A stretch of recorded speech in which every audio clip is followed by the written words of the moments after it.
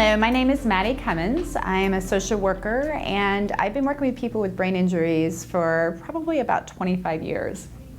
I think one of the things that's really important when we start going through changes, not only from brain injuries but also from the environment we're living in right now, it's really important to stop and take a look at what's happened to our routines. We're going to talk about routines today, and we're going to talk about how important they are. We're going to talk about really what it does to our brains and why we need them, not only for people with brain injuries, but also for the rest of us as well. And we're going to talk about some strategies to kind of help us get back into routines in whatever way they look like on that day. So we're going to talk about first the changes in routines. You know, our brains are very habitual. They like things the same. We can talk about you can be the kind of person that says, oh, I don't mind change, but if I ask you what your routine looks like, I can pretty much bet that there's going to be a routine that you have every single day. Every day I get up, I take a shower, I get my coffee, it goes in the exact same order. And when things don't work in that way, it is often incredibly difficult for me to get started, and it just kind of messes up my whole day. For people with brain injuries, that is multiplied by the fact that their brains don't really understand what's happening a lot of times around them with time, and so the routines become very important. And so often those changes in routine, they bring up a lot of increased stress. A lot of anxiety, the brain trying to figure out what's happening and what do I do here and there. I often know that I can feel very overwhelmed in those feelings of both of those, but also just the change of routine, because my brain knows how to go in this direction, and when I have to change into another direction and my routines aren't there, I can just feel very discombobulated. In addition, routines give us a feeling of control over our lives, especially when things feel out of control like they do with COVID-19 or with trauma as well. And so that routine becomes really important, so our brains feel like they have some control over our environment. You know, I think a lot of times when the brain injury when the routines really start coming out of whack, it feels like something's wrong with our brain. And again, this is people with brain injuries and without brain injuries. And so as people, because the feeling of routine gives us a feeling of control, that often makes our brains feel very settled and that we know what's happening from day to day. Again, like I talked about, the routine helps the internal clock of the person with the brain injury. So often what happens with a brain injury is that the internal clock that just kind of gives us an idea of what time of the day it is. I can tell you it's around 2 right now, whatever that is, that internal clock gets really readjusted. And so the routines help them the brain keep track of what time it is and what day. And routines just give us familiarity. It gives us this kind of calmness and this sense of peace that we know what's happening from moment to moment. So I'm the kind of person that I'm all good once I get up and get going, and I know where I'm headed, and the day can change. I work in rehabilitations and I work in private practice, and so there's no telling what's going to happen during the day, and I'm all good with that. But the routines help me set up to get into that place. And so one of the things I know is just through all the experiences I've had is that when my routines are messed up, I get very overwhelmed, and then I'm not sure exactly what's happening in any given day. I know who I am, I know where I'm headed, but I feel this sense of overwhelm because my routine isn't in place. You know, and even if you don't know that you have a routine, you do. I think, when I talk to people, they often say, oh, I don't really have a routine in the mornings. We all have routines. It may change from time to time, but we all do the same things every day. Every day I go to work, I do the exact same things. Every time I come home, I do the exact same things. Again, the exact same things may be that I have dinner, I read, I go to bed. Some days those things get messed up, and that's okay, but those are my routines. We have sleep hygiene routines where we get ready to go to bed. And I can tell you, anyone that does not sleep well probably doesn't have a very good routine. And that's just outside the brain injury, and we know sometimes those can cause sleep issues as well. But that's the first thing I always ask people: what is your routine to go to bed? So that it's signaling your brain it's time to go to sleep. I think that internal clock is really important. It runs on routines. It helps us know what day of the week it is. If I'm on vacation, I can't remember what day it is for nothing because my routine has changed and I'm going to work. They help us, again, we've talked about this a little bit, about how it expects what to expect during the day. Anxiety really is not knowing when an expectation of what's coming, and so that's where a lot of the anxiety can come in when there's routine changes, because we like to know what to expect. And it helps us, like I talked about, what day it is. So, I always have a really good sense of what time of day it is. I may not be able to tell you exactly the time, but because I do 1, 2, 3, I have lunch. I know this meeting is after lunch. I know the routine, and so it always gives me a pretty good sense of what time it is. The thing to remember is that those routine changes can really alter that sense.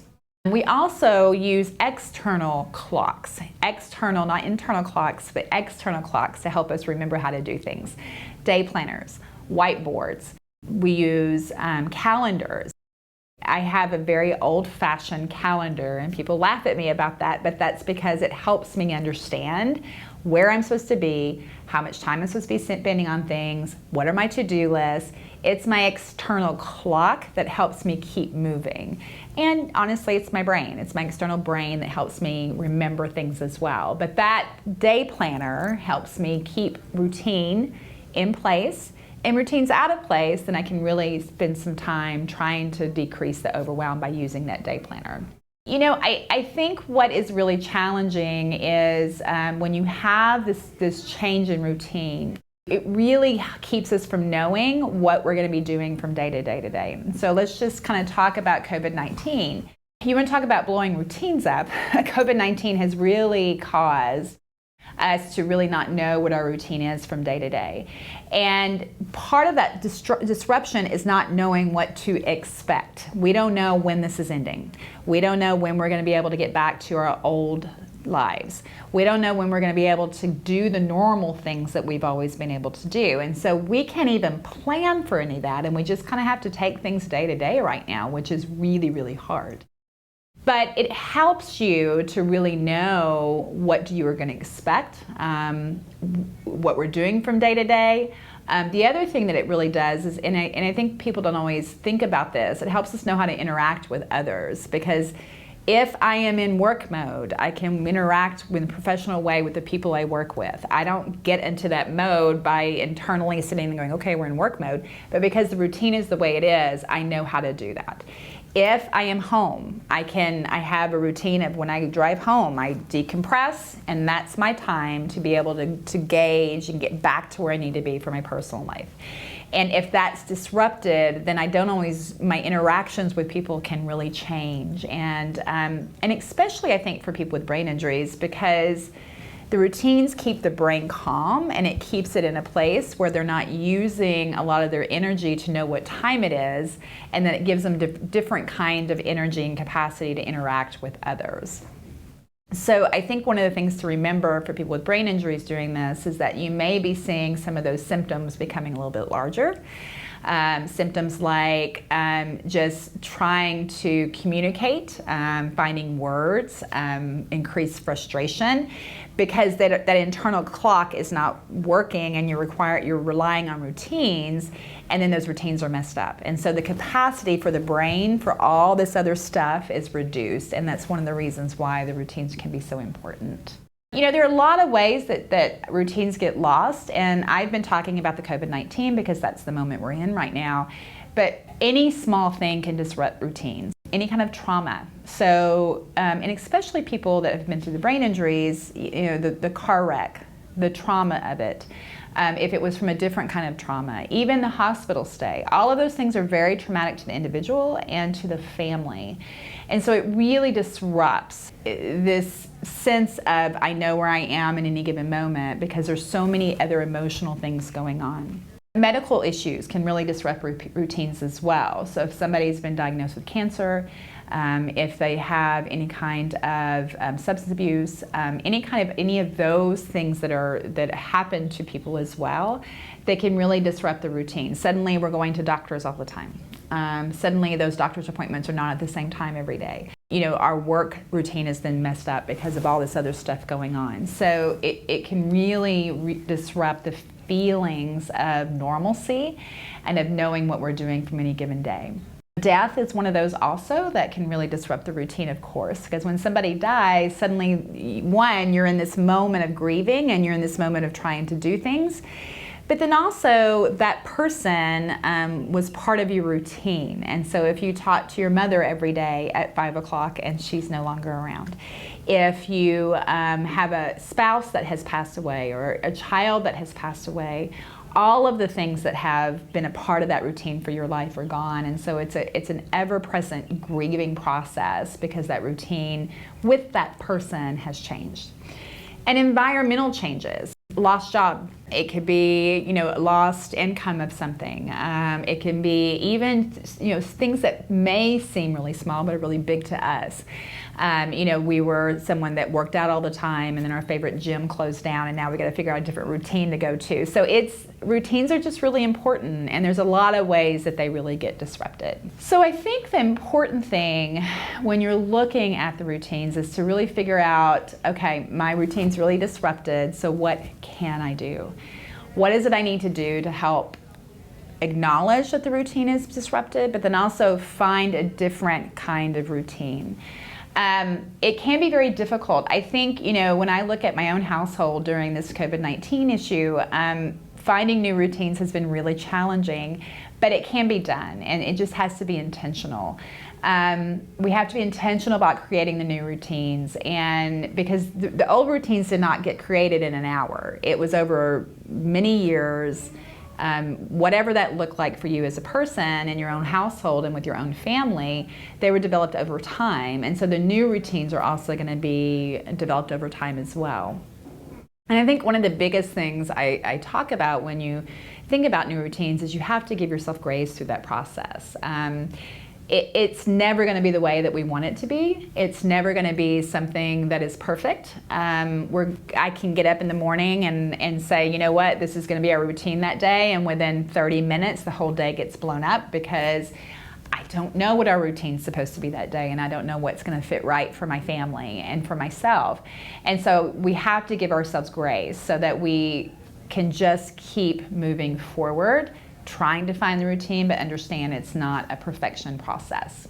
Some of the things I would recommend that you do when you start looking at how do we develop a new routine, sit down as a family, whatever that family looks like to you, and it could be yourself as well, and that's okay, but that we intentionally sit down and have some kind of process with ourselves or with others in the household about what is this going to look like? I am always a proponent for family meetings. I think they're an amazing tool to get everybody on the same page and to have a family meeting and just say, you know what, we have got to find some normalcy through this. It's one small thing that we can do this week to try to change the routine so we all are feeling a bit better about things. Have input from everyone, so it's really easy for me in my personality to walk into a meeting and family meeting and say, here's going to be our new routine because this is the way I think it should be, because I can be a perfectionist and I can be a little bit of a control freak, but that's not going to work. What's going to work is that we all have input and we all sit down and say, okay, this is what's not going well and what do we need to change so that we all feel this sense of calm.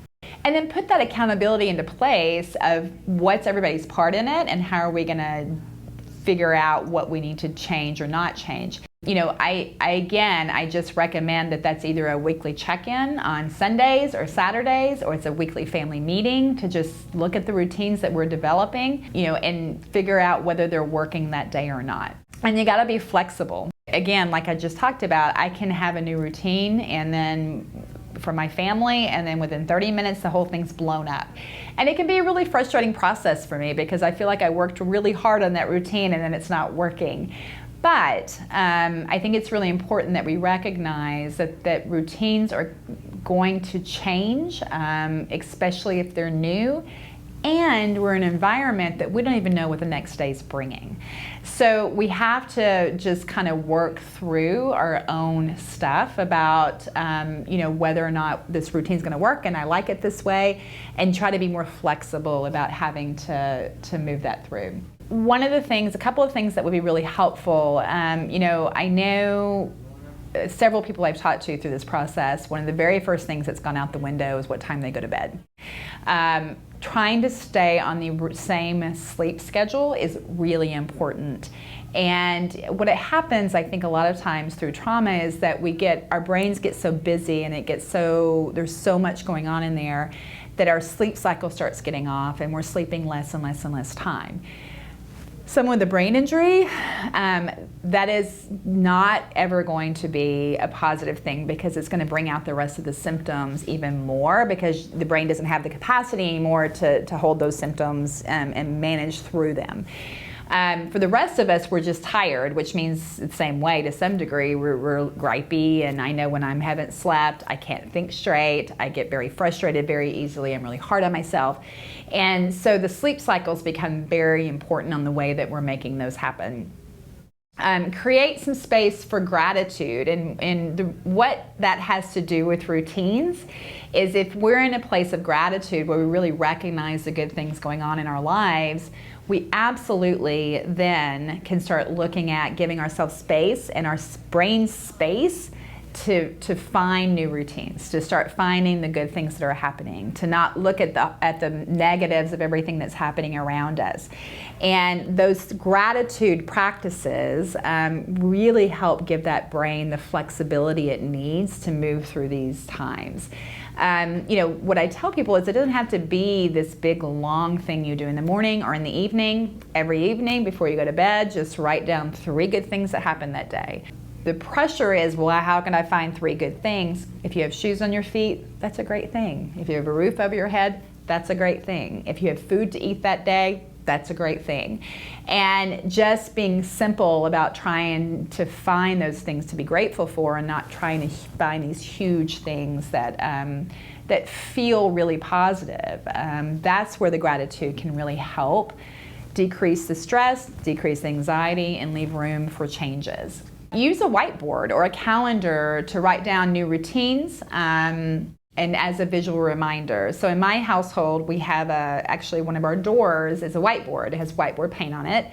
And changes in routine, our daily routines are put on there, our calendar's on there for every week, what are we having for meals. And then any changes can be seen because we mark those in a different color. And what I think is really great about that is a visual reminder all day long, oh, that's right, that's what we're doing next. Oh, that's right, that's not happening anymore. And we sit down as a family and put those things together every Sunday as much as possible. It doesn't always happen that way because we're not perfect. But I think especially during the trauma and during COVID-19 that we're going through, it has become more important, and we're actually looking at it more, because our brains can be very, what's going to happen tomorrow? I don't know what's happening tomorrow, especially with school out and work changes. It's just been really a struggle. So that whiteboard has really helped keep us on a good place. I think I talked about this a little bit, but I think trying to check in on the routines weekly and then making any changes is a really good step to put into place, so that you're not. What I find I end up doing is trying to do a new routine, and then I get stuck in it for 3 weeks and it's not working. And then I have to go back and try it again. And so being intentional about stopping once a week for it could take 2 minutes to look and say, is this working, is really important, because it helps us decide before we get overwhelmed whether we're in a system that isn't working yet. And use checklists or lists for people that may need it because of brain injury or age. I have a young son, and we use checklists for him. In the rehabilitations I work on, we use checklists for people with brain injuries because their memory isn't great and they can't hold all that information. I can't hold all that information every day. And so using checklists of here's what we're doing today and letting them check off, here are your things you need to do today, letting them check off. One gives a sense of control. It also then gives a procedural way for the brain to start getting into the new routine. And those visual reminders and that physical check will help get that place in the brain set to start new routines. I think trying to find, when you're looking at new routines, I think trying to find new and healthy ways to create routines and what those look like are amazing. I think the best thing that has come out of this particular trauma that we're living in with COVID-19, because this can be a very traumatic thing, is people are finding healthier ways to be with family, more inventive ways and more creative ways. People are walking all over the place. It is the coolest thing to go outside and see all these families outside walking. I think one of the great things that we can do during this time is to play board games. I think we forget we're such an electronic culture, and we're always about the electronic games we can play. Board games are an amazing way to connect with your family and friends. They are accessible to everyone. They're great for your brain, and just playing board games can be a really healthy place to add in for routines. I'm going to use the word Zoom just because I think all of us know, and it doesn't have to be Zoom, but doing some kind of video conferencing with your family and friends for dinner. One of the great things I think that's come out of this is that families that live close to each other are suddenly video conferencing in for dinner, for board games. They both have the same kind of board game and then they play it. I think it's in this beautiful connection. But we had to get out of our old routines to begin to look for new ways to connect with people. And that can be the good thing about getting out of routines, is that we start looking at different ways to figure out what can be included in our new lives. Having coffee with friends over video conferencing, being able to set up those times that you just set, and you don't have to travel. And I think during times of trauma especially, finding the time, like I can get very overwhelmed with meeting people for coffee, because I don't know how I'm going to find the time to actually get in my car, schedule time, drive somewhere, meet them, then drive where I have to go. It feels very overwhelming. Just connecting through a video conference and we both have coffee, it's I think a really easy way to find the connection we need and to build in those new routines. And I'm going to tell you, as you guys often, as you know, I always encourage people to look at the Brain Injury Alliance. They have some amazing events going on all the time, and building those in routines is a very healthy thing to do. The same way with We're Moving Forward. That organization also, they have a routine time that they do things, and I think it's adding in a social aspect that then becomes a part of your known, this is what we're going to be doing. Both those organizations have virtual events going on right now as well, which I think is really cool and very important, so that we are still connected. I think one of the things I just really want to talk about is this ability to be kind to ourselves. I've talked about it a little bit before, but I want to spend a little more time on it because I think it's really important that we not get caught up in the control of the routine, because that's not really what this is about, and that feels more overwhelming. Changes are really hard, especially after trauma and medical issues, and I think trying to find the new normal, as many of you know that term, has to be changed once again. So, I've been really surprised, I think, and that through this COVID-19 stuff, one of the things I'm hearing everybody talk about is we're having to find our new normal. And I'm thinking to myself, those of us in the brain injury world have been using that term forever, but it's so true. Once again, you already went through brain injury, you found a hope, or in the process of finding a new normal, and then once again, we have to find a new normal. And I think that the lesson in that is that this is really life. This is how life goes. We get a new normal, we have a normal, and then something happens. We have to find a new normal. something happens, we find a new normal. And so I think making friends with the thought that this is a process of ever evolving routines, of ever changing normals, will help free us up from resisting the change and being overwhelmed by it. Routines take a lot of time to develop. I can't get up tomorrow and just decide that I'm going to change this whole routine. It takes a while, and it takes a process. And one of the things I've realized is I have to take a little piece at a time. I'm the kind of person, I want to go in there and I'm going to get it, and we're all going to change it, and that's how I roll. And it's just not realistic. And so really trying to keep in mind that these things take a lot of time, they take a lot of effort, and we only can do what we can do any given day. Just make sure that self-care is a part of the routine. I know talking to families of people with brain injuries and people with brain injuries themselves, trying to find that time seems incredibly large when there are so many other things going on. But it's a really essential piece so that we can continue to be flexible with whatever life's going to bring us. It could be 2 minutes of the gratitude journal like we talked about, or 2 minutes every other day, or 2 minutes once a week, even if that's all you can find in that moment. But I think the self-care is really, really important to be able to focus on ourselves, do some guided meditation, do prayer, do journaling, whatever that looks like for you, but to be able to get that done so that you can focus on the next day. And I think too, just celebrating what worked well, being excited about that.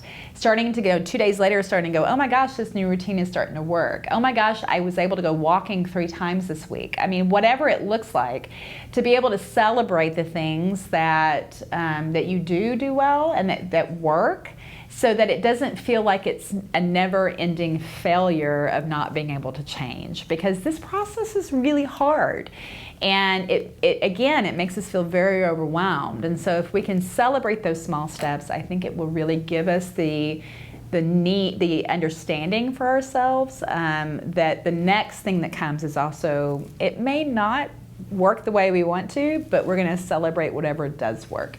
So I'm just going to give you some resources. I think it's really important that you have some access to things to help you through. Childmind.org, they have some great discussions and articles on how to change routines during COVID-19 and during trauma.